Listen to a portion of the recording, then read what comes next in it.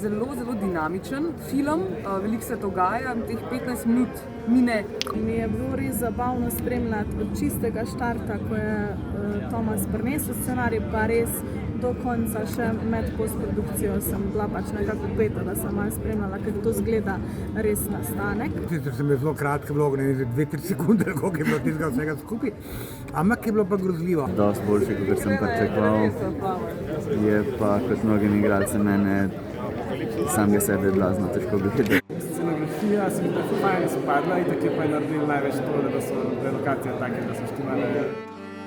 I never thought about being a director, but it's something that comes slowly. You start wanting to do a movie like this, you plan it, you start writing it, and suddenly it's natural because you already know what you want.